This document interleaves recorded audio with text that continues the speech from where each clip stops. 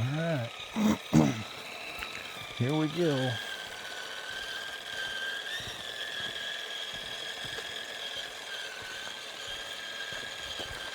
So this is what we're calling him on Scaletra, at least, is live stream. So he is the live stream build, and we're gonna see how far we can get on the RC4WD drive 10K challenge today.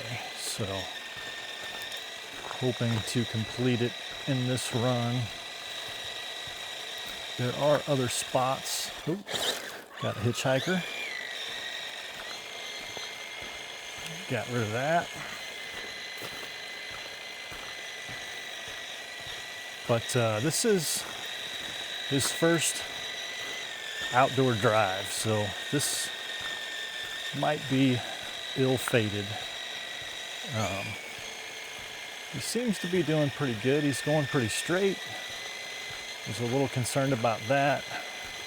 Now he's drifting a little bit to the right. We might be able to dial some of that out here. But yeah, this may have been a terrible idea. Like I said, this truck has never touched the ground other than the concrete floor inside my small work area until about 3 minutes ago. He finally touched outdoor dirt, outdoor gravel, as it were, I guess. And we're gonna try to have him complete a 10K challenge, so 6.25 miles, give or take, for the first thing that he's ever done. First time outdoors, he's gonna do 6.25 miles, hopefully. So, but we will see if this was a terrible idea or not. I've got 4 2200s. So this is a TRX4 Sport drivetrain, essentially. I just put some new Jura metal drive shafts in them to replace the stock TRX4 drive shafts that were in them. And the only reason I did that is because they would fit. They were narrow enough to fit, and I had kind of boogered up the TRX4 drive shafts that he had on him. I sanded them down because they were a little bit too big in OD because of the way that we have him configured. So I'm hoping that those are going to work well. I think they will. I don't see why they wouldn't. I did put a little purple Loctite on all of the pins, so I'm not too worried about them coming out. But we will see. We will see how he do.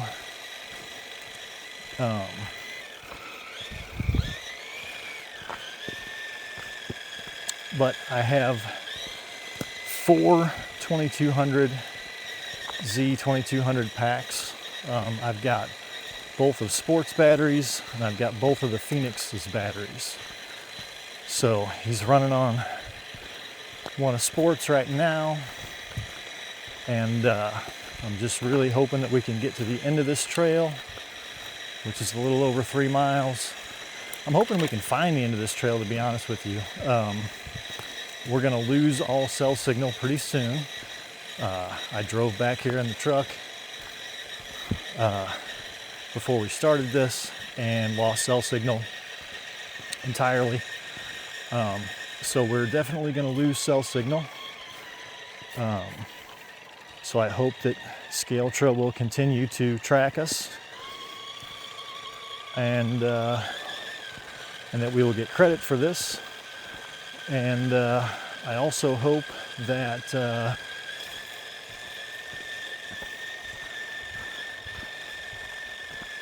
that we can navigate this trail, because this trail is obviously, it's a gravel road right now, not very well traveled, but it is a Forest Service road in Mark Twain National Forest, and it's not going to be a whole lot longer here. We're going to drop down based on my aerial reconnaissance from GPS and Onyx. We're going to drop down into a valley here. We're going to go through some kind of flat field-like areas, and then we're going to cut off into the forest. And once we get into the forest, I think the first little bit of it is going to be pretty easy to navigate, to see where the trail is. But then at some point, it looks like, at least from the Onyx and all the aerial stuff that I could get, it looks like it may be hard to find the trail. It looks like the road has not been maintained. So we may or may not be able to stay on the trail.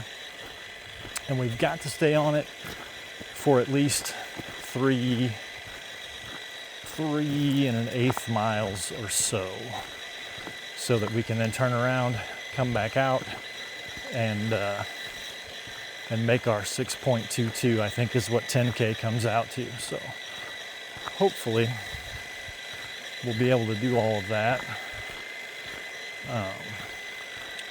But we shall see. So we are, we're banking on 4 2200s, 2 out, 2 back. Will get us there and back. You know, let's see. So yeah, I'm gonna get down to the flat here. So, I mean, he's got way more. We're maybe a quarter throttle his walking pace. He's on a 15-tooth pinion, and the factory spur for a TRX4 Sport, which I can't remember if that's a 45 maybe. I don't remember, but it's the factory one, whatever that one happens to be. So he can go off like a rocket ship if we really gave him the juice. We're going to avoid doing that because we're looking for long term, we're not sprinting here. This is definitely a marathon. So but anyway, we'll see how far the first 2200 pack gets us, and as long as that's most of one way, we should be in pretty good shape. So I drove down to here before in the truck, so this is as far as I have seen this trail on the ground. Now again, I did some research as far as Onyx maps and Google Earth and stuff like that. So, but this is as far as I've seen it in person. So we will see how she goes from here together, because you'll be seeing it for the first time, just like me. Looks like we've got a road that cuts that way into that field there. I saw that on the overhead stuff. And then this kind of heads down toward the river. And then once we get down there, we're going to end up cutting back, kind of up into the woods. It'll kind of make a right-hand turn. But it's a ways yet, so. Turkey season's over, so last day was yesterday. So we don't have any worries about bumping anybody's quarry that they're after. So that's good. It's a beautiful day.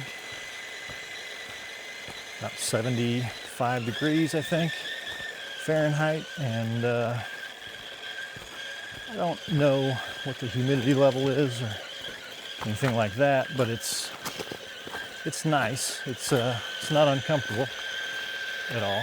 So cross through a little creek there. And we're gonna climb for a little bit here, it looks like.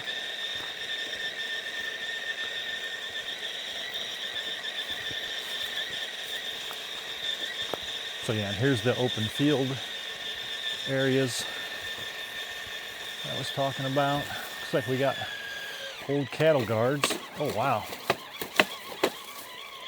That was way tougher than I thought. A little longer wheelbase would have come in handy there, for sure. He was like perfectly within the cattle guard in his wheelbase. So I think there are a couple more of those too. So we'll see, maybe try to hit him at an angle or take him a little slower. Looks like a big puddle up here, so we'll find out what that's all about. I don't have his lights plugged in. We can definitely, I think, run through this one. Ooh. Ooh. It got a little soupy. I don't even want to try that one. I think there are probably fish living in that one, so we're gonna stay high of that one. If we had the honey badger, we might tear off into that one and see how deep it is, but this guy's still brand new, fresh out the build process, so I don't want to do all of that just yet. So it looks there's a raccoon track back in some of that mud.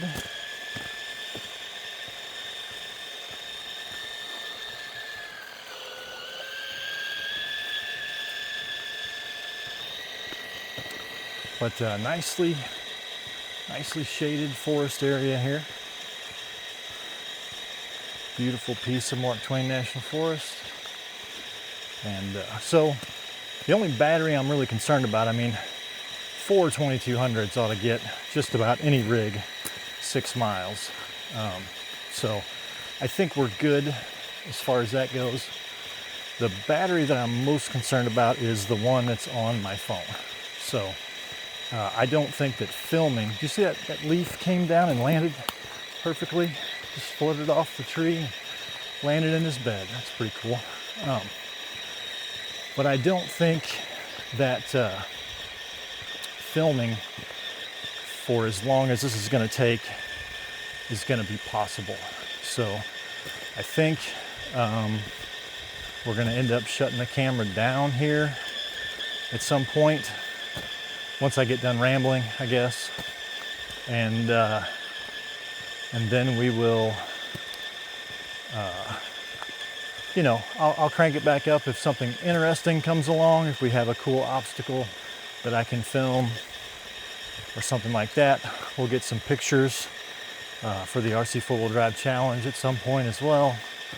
But there's no way that my phone's gonna last filming, you know, probably the 2 hours or so that it's gonna take to do this, 2.5 hours. So at some point here, we are gonna cut the video and just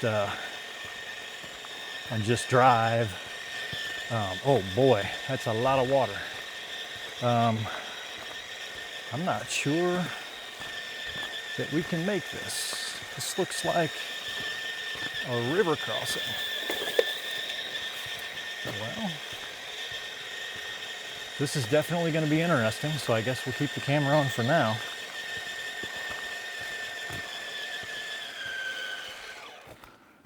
Maybe it's not as deep as I thought.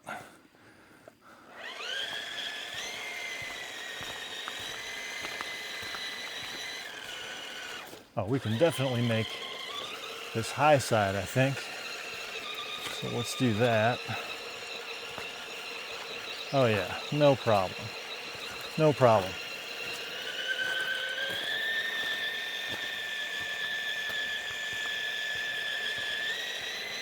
So this is the live stream build. This thing started life, well, it started life as a TRX4 Sport transmission. And I've explained on the live stream. I've explained on the live stream that this thing really came to be because I have a truck called Sport. You guys have probably seen him. He's done a bunch of these challenges as well. He's a TRX4 Sport. And he developed a click, which I think is pretty common with TRX4 Sports. He developed a click. It was definitely in his transmission. I took his axles apart, checked all of his portal gears and such, and they weren't the problem. So the problem was in his transmission. Oh, that gets sloppy. Oh, that's soft mud. Wow. Super soft mud. We'll dip back off into it here, I guess, maybe. Okay, so that wasn't as soft as the last stuff. Whew, that was some soft mud. But anyway, Sport developed a click in his transmission. So I went to Jenny's RC, where you can buy used RC parts. Not used really, they're brand new, they're just takeoffs. So I guess Jenny's buys brand new TRX4 Sports, for example, and they tear them apart and they sell the parts. So I went to Jenny's, which I have done many times.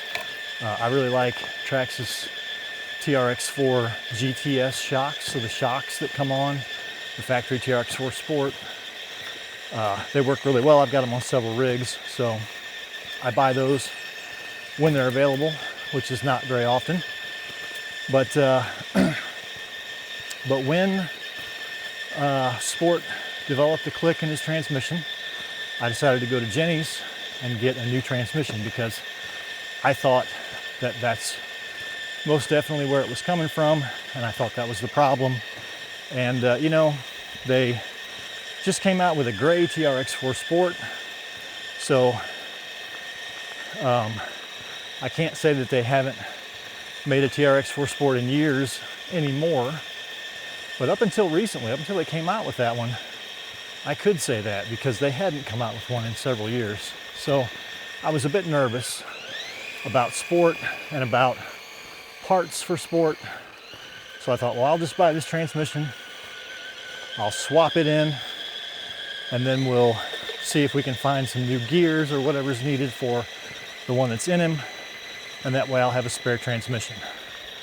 So I ordered the transmission from Jenny's, and then it took, I don't know, 5 or 6 days, I think, to get. And in that 5 or 6 days, I thought, well, let me get Sport ready for his transplant, so we'll tear the old transmission out. Once I had it torn out, I thought, well, I'll go through it and see if there are, you know, gears I need to order or what have you to repair it. So I did that, took it apart all the way down to the last pin and clip and gear and screw. I cleaned it thoroughly. I couldn't find a single thing wrong with it anywhere. I couldn't find any bearings that seemed shot. I couldn't find anything wrong with it. It just was like, this thing is absolutely fine as far as I can tell. So I put it all back together, put fresh grease in it, and it stopped making the click. So I put it back in Sport, drove it around, and verified that it was absolutely not clicking anymore. And I said, well, I guess I don't need a new transmission for Sport. So that transmission sat there for, I don't know, 3 or 4 months. And it just sat there, not doing anything. It was, you know, there to be a spare part, donate, you know, transplant if necessary at some point. And I just kept looking at it in the box that I had it sitting in with some of the other spare parts that I have, thinking, well, that's a whole transmission. Like, that's, I don't know, 3/4 of the way to a new rig, right? At least. You know, if you've got a wheel, if you've got a set of wheels That's halfway to a new rig, right? Set of wheels and tires is, you know, I don't know, at least 5/8 to a new rig. So a transmission has got to be 3/4 of the way to a new rig at least. So kept looking at it, kept thinking, and at the same time, you know, I'm starting to do live streams and I don't have a whole lot to talk about on live streams. So I thought, well, if I started building something on that transmission,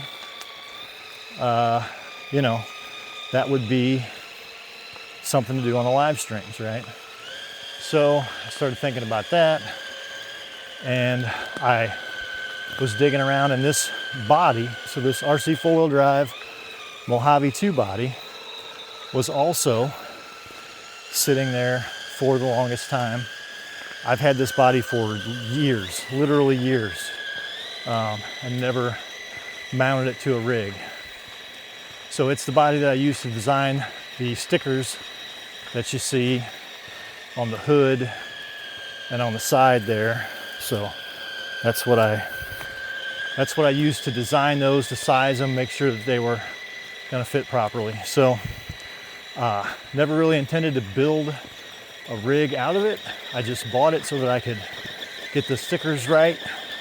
And I do have an Etsy store, McNulty Designs LLC, and there's a link on the homepage of this YouTube channel. If you're interested, you can go buy them. I have various colors. But anyway, so this body was sitting there, nothing to do with it.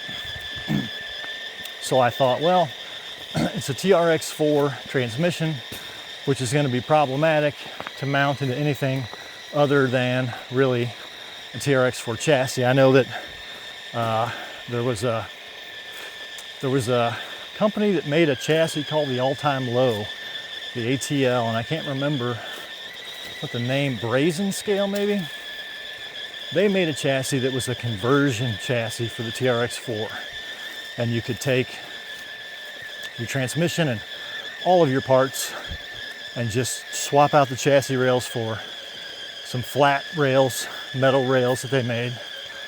But I think they've been gone for quite a while now. I was aware of them in like 2018, 2019, I think, and I don't think they're around anymore.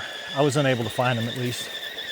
So I thought, well, the only chassis that's really going to work with this thing is going to be a TRX4 chassis. So I went back to Jenny's, and I think I paid 17 bucks for the chassis rails.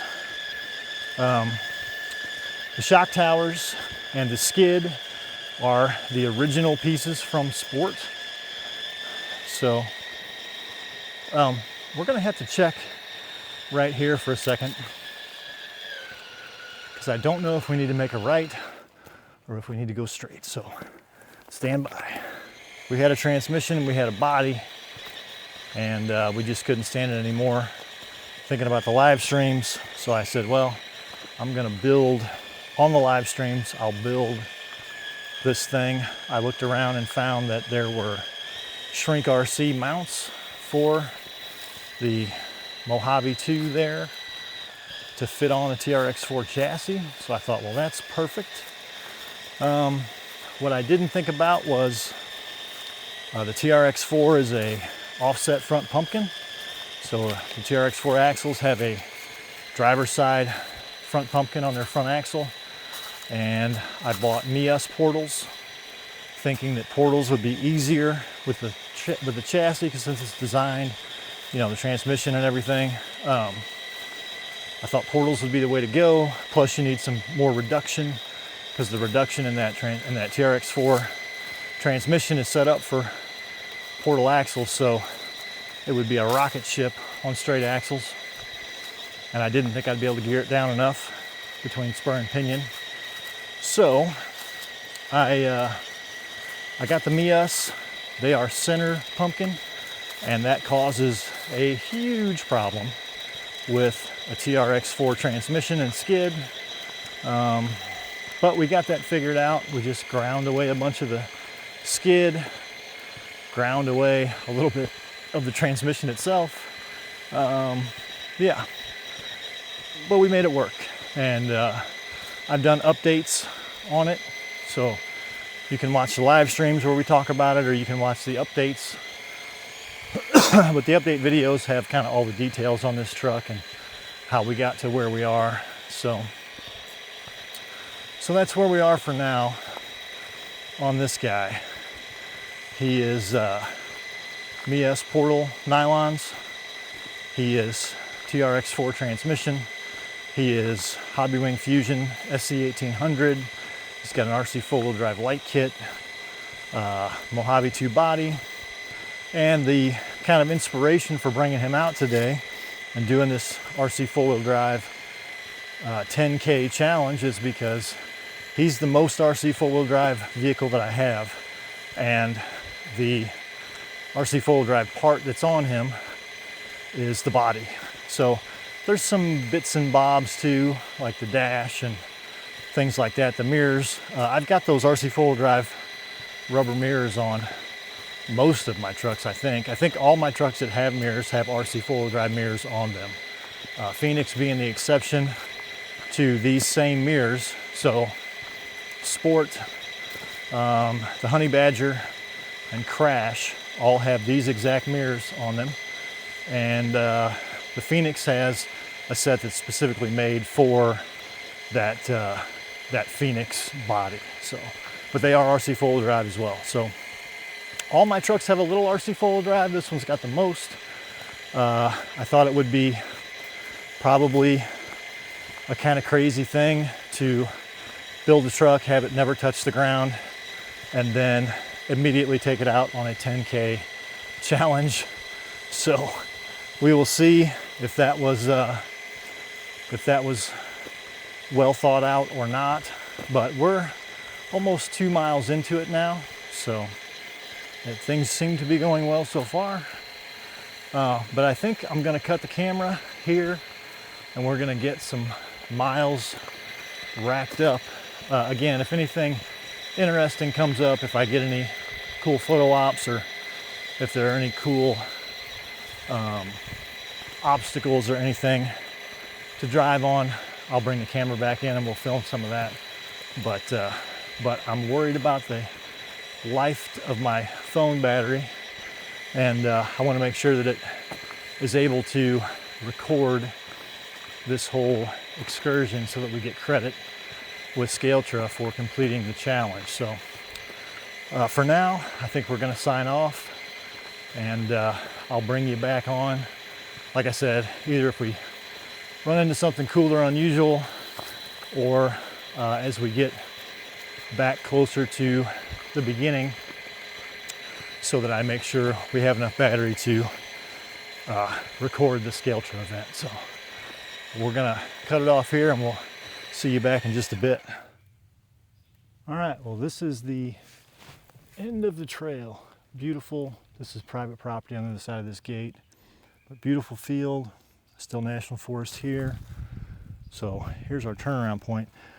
He definitely made it this entire way, and I can tell you that Sport would not have. So Sport's geared a little different. That's the reason I brought 2200. I brought 4 2200 packs because I didn't know. But he's definitely more efficient than Sport because he is still going on the first 2200. So we're going to turn around, maybe film a little bit on the way back, and we'll keep you up to date. There's some pretty cool, pretty deep mud holes. So we might hit a couple. You might notice. Looks like we hit a few mud holes, right? So we might hit a few of those on the way back and get some film on that, because it's pretty cool watching him zip through them. So, all right, we're about to turn around and head back. Like we are over 5K, so I think getting back from where we are now to where we started will put us at the 10K mark, which will complete this RC four-wheel drive Scaletra challenge. So we did have to swap a battery pack. So, but he went over 4K. So I would say probably right at 3 miles is what he did on the first 2200, which is farther than Sport would have gotten, I think, almost assuredly. Sport's been geared down, so we geared him down from the factory spur to the larger spur. I want to say it's a 45 that comes on them, and you can go up to a 54, which I believe is what Sport has in him. And I believe this guy in front of you right now has the factory 45 tooth. This guy in front of you right now, I believe, has a 15 tooth pinion, and I want to say that's what Sport has in him as well. Had a bit of a coughing fit there. I think a bug flew down my throat as I had my mouth open, which is a pretty good reason to keep your mouth shut. But of course, we're not going to do that. But anyway, I was saying, and I don't know when exactly, trying to get that stick unstuck. But I don't know when exactly. I'll have to cut the video back there to cut out my horrible coughing fit. But I was talking about competitive Class 2 rock crawlers, and that TRX4 Sports probably aren't the best candidates for that. I had it in my mind that I was going to do that to Sport at one point, and I found out pretty quickly that they're just not, the chassis is not the best, the axles aren't the best. There's better options, I guess, out there. In 2018, there may not have been, which is when I started that whole process. And well, actually there were, because I ended up building a Team G-Speed truck is what I ended up building, on a G-Speed chassis with a two-low transmission and all that kind of stuff. So much more, rock crawler focused than a TRX4 Sport, right? So this one, I walked on this side, so hopefully we can drive him straight enough that he doesn't crash out. You can see how soft that mud is.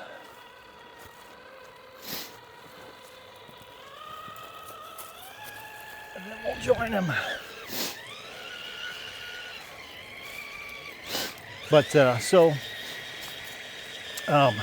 I was saying that if you're thinking about building a competitive Class 2 rock crawler today, you have much better options, I think, than we did in 2018. If I was going to build one today, I would probably start with a VRD carbon kit. VRD carbon kit, I think, for the money is probably the best really competitive, Class 2 rock crawler that you can kind of get a kit to build. Let's see how deep this one is. We did not test this one for depth. Oh boy. Haha. That was pretty impressive. Just took a whole lot of RPMs to keep moving. Everything seems to still be functioning, so he definitely got some water in the old transmission on that one, so.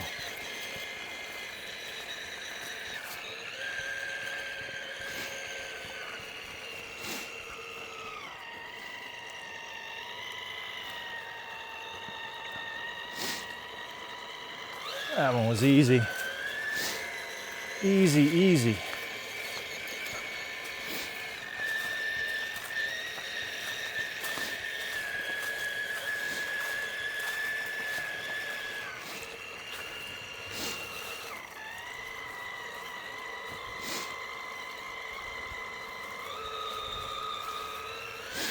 Another easy one. I think you could lose 1 pickup trucks in those first ones that we skipped and just kind of drove in the center of. But anyway, VRD carbon kit would be my recommendation if you're thinking about building a competitive Class 2 rock crawler. The other thing that I would recommend potentially is a Coyote, so an axial Coyote kit, or the RTR, I guess. I think with a little bit of aftermarket parts, a little bit of modification, you could make a heck of a competitive crawler out of a Coyote. The other one that I have always liked is the SCX10 Pro. They're kind of expensive, so I think for the money you'd be better off with a VRD carbon kit, personally. But they are pretty cool. They are pretty low profile. I don't think you can get the portal axles for them anymore, or the portal conversion kits to convert the Pro axles to portal, which is kind of a bummer. But I think they're discontinuing the Pro, so I don't know if it's the best choice. It doesn't seem like there was a whole lot of aftermarket for them to begin with, and they didn't last very long, so I don't think the aftermarket will continue. So might be, you know, if you're going to get one, I'm honestly hoping that they come way down in price because they discontinued them, and that somebody has a blowout sale on them at some point on the kit, and I mean, if I can pick up one of those kits for, say, $300, I think they're $469 right now or something. If I could get one for $300, $289, I would definitely pick one of those up and build it just to do. But then I would be nervous about, you know, repair parts and things like that. So I still think the VRD carbon is probably the best kit. I bought the straight axle builder's kit, as you guys know, to build Skyknight on. He does have the carbon rails now, thanks to Mr. C at Crawler Canyon, because he was the first tourista. And one of the things that Mr. C does when he gets rigs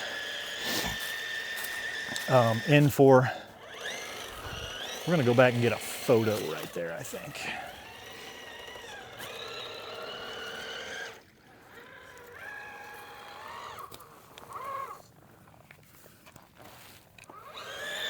All right.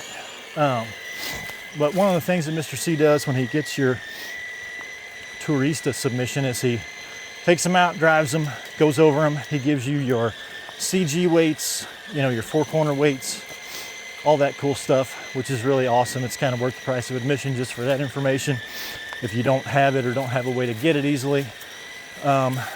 He goes through the whole thing, makes sure everything is greased and working properly. He will kind of, you know, work on little suspension issues that you might be having. I mean, if there's something going on that you don't like about the truck, you can just let him know, and he will address those things. I mean, he's not gonna rebuild your entire truck for you, right? Not unless you send him some cash to do so, or some parts, I guess. But you know, he basically does kind of a once over, makes small adjustments, tuning, things like that. And one of the things that he did for mine, because he really didn't have a whole lot of tuning, he did some adjustment on the shocks, I think. But he did swap out my metal chassis rails for a set of carbon rails that he had, which I thought was pretty awesome. So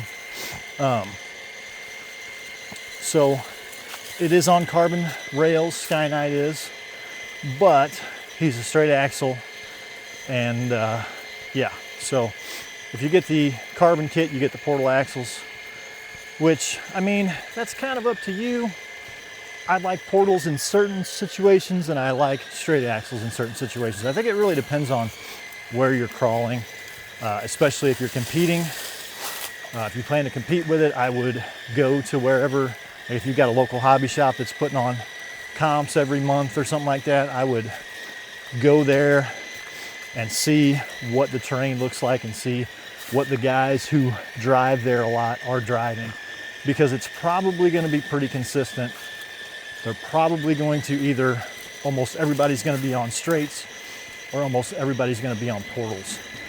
And if you're the opposite of what they are all doing, you're probably going to be at a disadvantage, because the courses are set by those guys, right? The guys, the regulars, the guys who are running the comps are usually the regulars of that hobby shop. They're going to set the courses, set the gates, and pick the spots where the gates are going to be set. And if they're all portal guys, and you show up with a straight axle, it's probably going to be pretty rough, because their trucks, as they're setting gates and as they're thinking about setting gates, they're going to set them in a way that, you know, portals are necessary, right? Same thing goes with straight axles. If you get there and you start looking at all the trucks and everybody's a straight axle guy, if you start running portals, you show up with portals, you may be at a disadvantage. And the only reason you would be at a disadvantage with portals amongst the straight axled crew would be if they have a whole bunch of really crazy side hill type stuff that, you know, that extra height on your CG from your portals. Now, I mean, you can tune some of that out. You can actually tune a lot of that out, but I mean, portals are going to make your truck sit up higher. Period. End of story. There's no way around it, right? So, you know, apples to apples, same. You take two trucks, identical in every way, put one of them on straights and one of them on portals. The straight axle truck is going to be able to take side hills that are more steep and severe than the portal truck. Now, you might be able to throw a bunch of weight at your portal boxes and stuff to even some of that out. You might be able to run a smaller diameter tire that would even some of that out. So I'm not saying you can't get there, but on the other side of that coin, so if they're all portal guys and you're a straight axle guy, there is a limit to how big a tire you can run in a given class, right? So if you can only run 475s, you're only going to get so much pumpkin clearance, right? And you can run stiffer foams to keep all the height, but then that might cut down on your forward drive as far as traction, right? So there's trade-offs, but so you can make a straight axle. So if they're on portals, but they're all running super soft foams and they're not getting their full height out of 475s, you might be able to run a stiffer foam in a 475, get the full height out of it, and still make the lines that they're putting out there, right? But if they're all, you know, running pretty stiff foams and they're getting their 475 height and they're getting their portal height, they're probably going to put a straight axle truck in situations that it's going to have a real tough time dealing with, because, you know, they're looking at lines from a portal axle perspective, not a straight axle perspective, right? So just things to think about. But anyway, yeah, I really hope those SCX10 Pros go on sale and get real cheap. And if they do, I'm gonna pick one up, and we will see from there. So right now, I have an optic kit on order with A-Main. So that's going to be the next build. Next build on the channel is going to be the H10 optic, built from the kit. It'll have a Holmes 2-in-1. So we're going to see if that fix that Holmes claims to have made is for real, and if we can get a Holmes 2-in-1 to work well. We're going to put it on 2.2s and 5.25 crawlers and G8. Already got those ordered as well. I don't know about the servo yet. Thinking about, well, the dig servo, I've got some Injora 25 kgs. Is it 25 kgs? Whatever, the little Injora shift servos and dig servos. I've got one of those. So that's easy enough. And I do have that Eco Power, but I would like to put a light kit on it as well. So then we run into the issue of cranking up our BEC and potentially blowing out our lights. So I'll have to look. It's a My Trick RC light kit that I'm looking at. I have not ordered it yet because they're expensive, but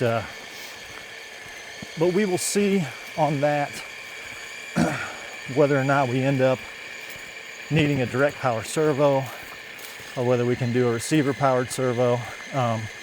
Those 525s, I mean, it is behind the axle, so you don't need as much power as if you were chassis mounted steering, for example. But those big 525s, I think I'm gonna want a pretty hefty servo on it. So it may end up being a big AGFRC like what we have in Skynight. So we'll just have to see on that though. I'm not gonna stress about it for now. I've got servos that I can put into place so we can get them up and moving around and driving. And once we do all that, if the servos that I have prove to be lacking in power, or if there's an issue with the or if there's an issue with the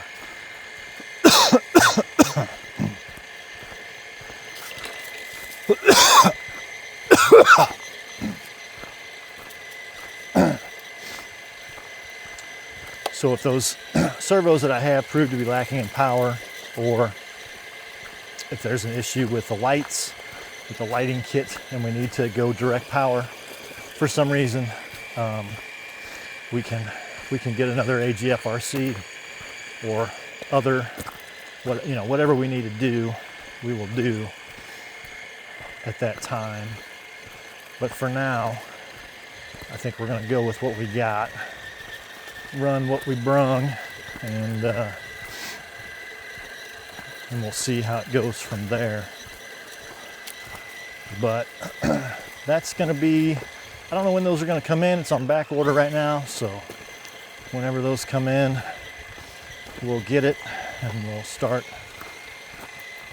the build process. I'll film it kind of the same way I did the Phoenix build, so it'll be in segments. Just try to get through as much as we can. I think the Phoenix ended up being like 15 episodes, which is ridiculous, and I'm sure that no one in their right mind would watch all 15 episodes of me building a Vanquish Phoenix kit. Most people probably think I'm mentally challenged. If they did watch that or just looked at the fact that it took me 15 episodes to build the thing, they're probably like, is this guy special? Should he have tools? But I did it according to my schedule and according to my pace, the pace at which I'm comfortable building these things. So your pace is probably faster, but hey, you're probably smarter than me. Well, I don't know, you are watching this channel, so that's, I guess that's up for debate, but you're probably smarter than me. So don't throw stones just because it takes me a long time to build tiny toy trucks, right? I can't even say tiny toy trucks, so much less build one, right? But we built this one, and it's doing fantastic. It made it, like I said, almost a full 5K, so right at 3 miles before the 2200 gave up. And it's got a fresh 2200 in it, and we should make it back, hopefully. I don't know, there's a pretty good incline, a pretty wicked hill at the end of this thing that we came down in the very beginning of this video. And we're gonna have to climb that when we get back. So, I wouldn't be shocked if we got real close to the end and I dug in for some throttle going up that last hill, and it it wasn't very responsive. And we had to swap out to a third 2200 to finish off the final bit. So we'll see. That's my prediction. My prediction is that we'll get real close to the end. We'll be pulling up that hill. I will dig for some throttle to get him moving up the hill, and he will kind of go, I don't think so. And at that point, if that happens, we'll swap in another 2200. We've got 2 more, so shouldn't be an issue, but we'll swap in another 2200 and we'll go from there. So I think we're gonna cut the video off again. I'm still a little nervous about my phone filming this whole way and making it on the battery charge that it has. So we're gonna cut the video. Got a hitchhiker. We're gonna cut the video, check our distance, and pull that stick out from under his rear axle there that's flinging rocks. And we'll pick back up here in a little bit as we get toward the end of this challenge.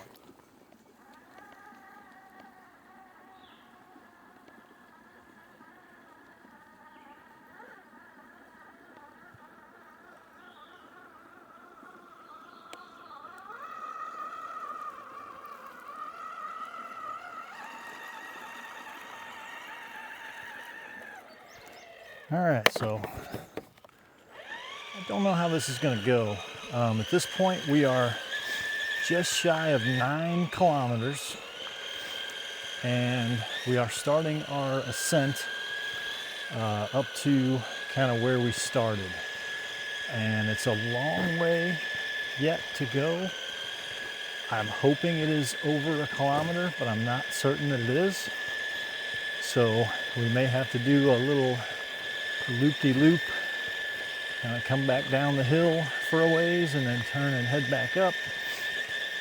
If we haven't hit that 10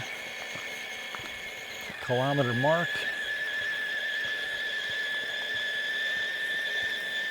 But for now, we're going to go ahead and ascend the hill here and hope that we have gone far enough that it's 10K by the time we get back to the starting point.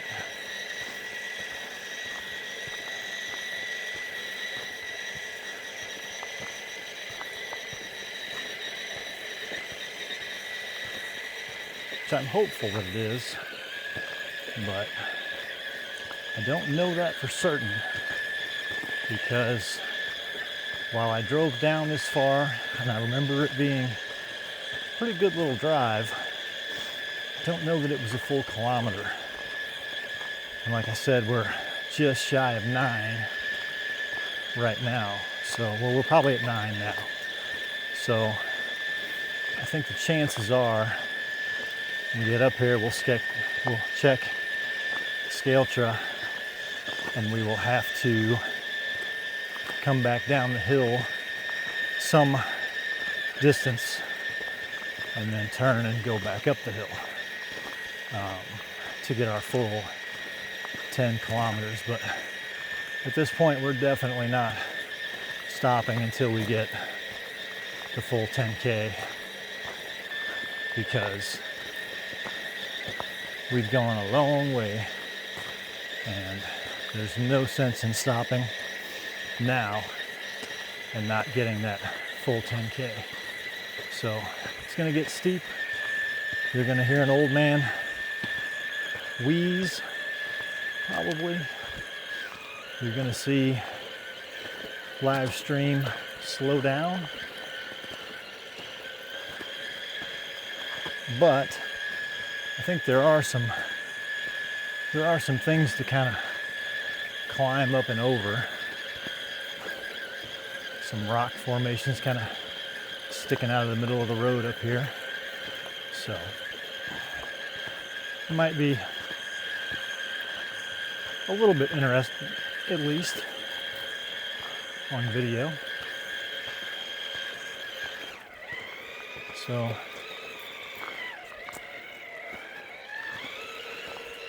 they get better than that too, I think. I recall correctly.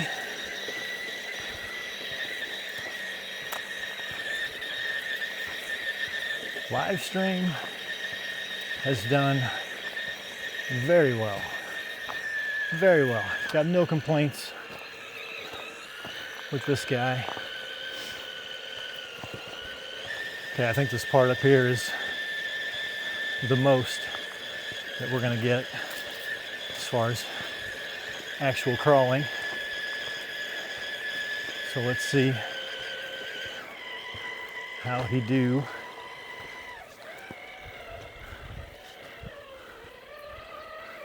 Okay, so not really crawling at all. But still, there were rocks. More rocks than there have been on the rest of this trail. The rest of this trail has just been a gravel road. So, gravel road with some ruts and some mud holes, but basically a gravel road. So,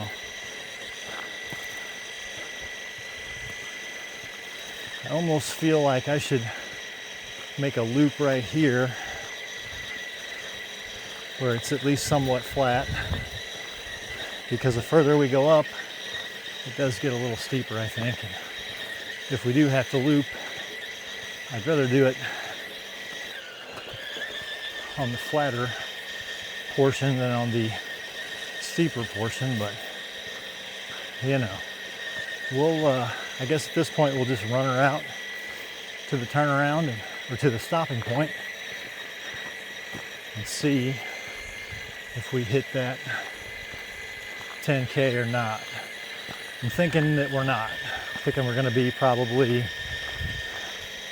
0.4 short, so probably a little less than half of a kilometer short of what we need for 10K. So this is real nice and flat here. So we can maybe just cruise back down to this point and then back up to the beginning point.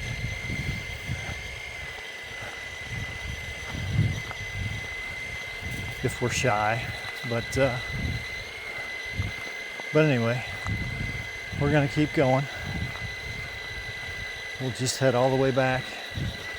Once we get back to where we started, we will check Scaletra, find out how short we are, and then make a plan as far as how far back down here to come to make up that extra that we need. Yeah, because we're just basically right up there. Right up at the end of this, so you can see at the end of this, so up around that little bend, and that is the end. It's where we began this trek. So, I mean, we could run back down here to the bottom of this hill and then ascend one more time. That wouldn't be terrible at all. So, well, let's get back up there before we make any decisions. We might luck out, and Scaletra might say, you've completed 10K, so no need to make any extra loops. So, I don't know. The battery still feels fine. I thought somewhere in here I would ask for power, and he would say, nope, not giving you any power. I'm not actually going to go anymore at all.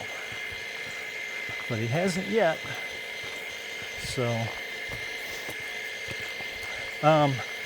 regardless of how this works out, whether I have to make another loop or not, this will be the end of the video.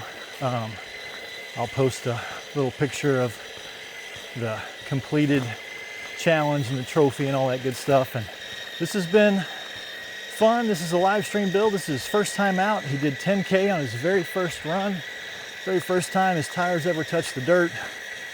He went for 10K, which I think is pretty cool.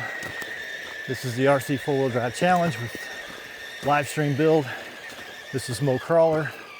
Thanks for coming. There's that die in power. There it is. Thanks for hanging out. Thanks for watching. Thanks for subscribing. All that good stuff. And we will see you on the next one. Thanks.